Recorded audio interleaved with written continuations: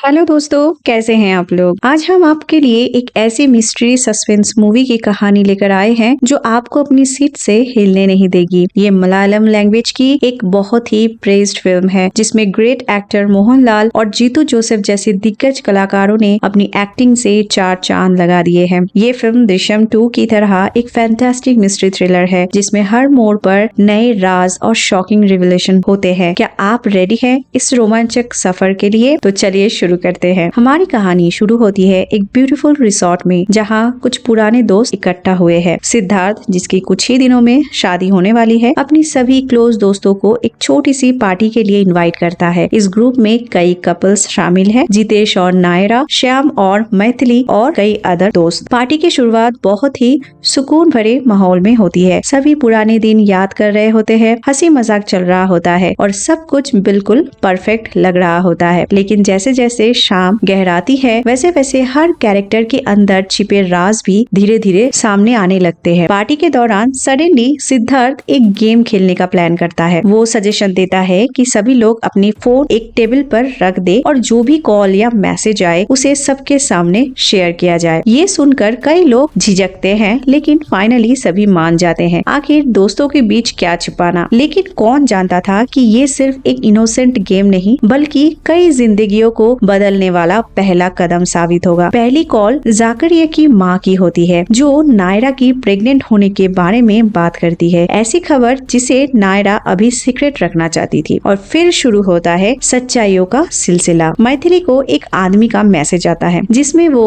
उसे गालियां देते हुए अपने पैसे वापस मांग रहा होता है। सभी दोस्त शॉक्ड रह जाते हैं जब पता चलता है कि मैथिली ने किसी जॉन नाम के आदमी से 25 लाख रुपए उधार लिए हैं और अब वापस नहीं कर पा रही है। इसी बीच श्याम को एक बिजनेस पार्टनर का कॉल आता है जो उसे बताता है कि वो टाइम पर पैसे वापस नहीं कर पाएगा। श्याम टेंस हो जाता है क्योंकि वो बैंक मैनेजर है और उसने बैंक के पैसे से लोन दिया था। गेम के दौरान सिद्धार्थ के एक दोस्त सजिश का फोन आता है और जो पूछता है कि क्या वो लड़की सिद्धार्थ के ग्रुप में आई है। इस बात से सभी दोस्त शॉक हो जाते हैं, खासकर अथरिका जो सिद्धार्थ की होने वाली वाइफ है। अथरिका रोती हुई अपनी कमरे में चली जाती है और सिद्धार्थ उसको मनाने के लिए उसके पीछे चला जाता है। इस इंसिडेंट से पूरा माहौल खराब हो जाता है। पार्टी का वो खुशनुमा एटमॉस्फेयर गायब हो जाता है और हर कोई अपने अपने रिलेशनशिप्स पर सवाल उठाने लगते हैं। जैसे ही रात गहराती है एक अजीब इंसिडेंट होता है। दोस्तों को एक रोने की आवाज सुनाई देती है। वो आवाज की डायरेक्शन में जाते हैं और वहाँ उन्हें एक स्ट्रेंजर आदमी मिलता है जिसका नाम चंद्रशेखर है। वो शराब के नशे में फुल टाइट है और अपनी टूटी हुई बोतल के लिए रो रहा है। चंद्रशेखर का कहना है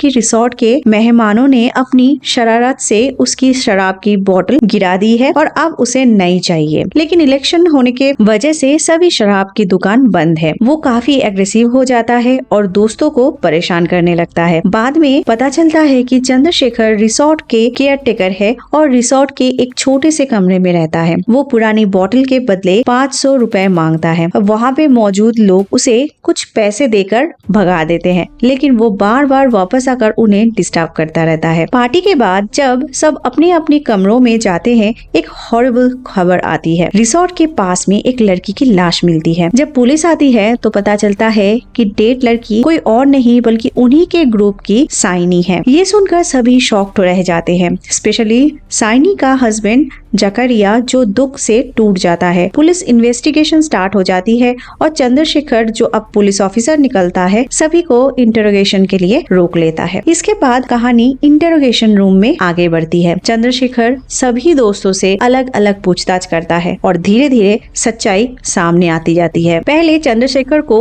सीसीटीवी फुटेज से पता चलता है कि पार्टी के दौरान कुछ हुआ था जिसे अथरिका रोती हुई अपने कमरे में गई थी। वो अथरिका से पूछता है कि क्या हुआ था और अथरिका सब बता देती है। इसके बाद पता चलता है कि साइनी को बाइपोलर डिसऑर्डर था और वो दवाई ले रही थी। इसके नया खुलासा ये होता है कि श्याम ने पार्टी के दौरान अपनी फोन एयरप्लेन मोड पर रखा था जिसे कोई कॉल या मैसेज नहीं आया था। ये बात चंद्रशेखर को सस्पिशियस लगती है। इन्वेस्टिगेशन के दौरान कई शॉकिंग रिवलेशन होती है। पता चलता है कि जितेश का शैली नाम की लड़की के साथ अफेयर चल रहा है और उसने अथरिका की शादी के लिए प्रेगनेंसी टेस्ट टेस्ट मंगवाया था। अथ्रिका ये जानकर टूट जाती है और शादी तोड़ना चाहती है। साथ ही पता चलता है कि मैथिली ने साइनी को 5 लाख रुपीस ट्रांसफर किए थे। एक्चुअली साइनी के पास जितेश और शैली का एक वीडियो था जिसके थ्रू वो उन्हें ब्लैकमेल कर रही थी। मैथिली अपनी हस्बैंड श्याम के लिए ये पैसा दे रही थी जो अपनी बिजनेस पार्टनर जॉर्ज से लिए गए पैसे वापस करना चाहता था। एंड में चंद्रशेखर सभी एविडेंस का एनालिसिस करके पूछता है कि श्याम ने साइनी को क्यों मारा। सब शॉक में रह जाते हैं।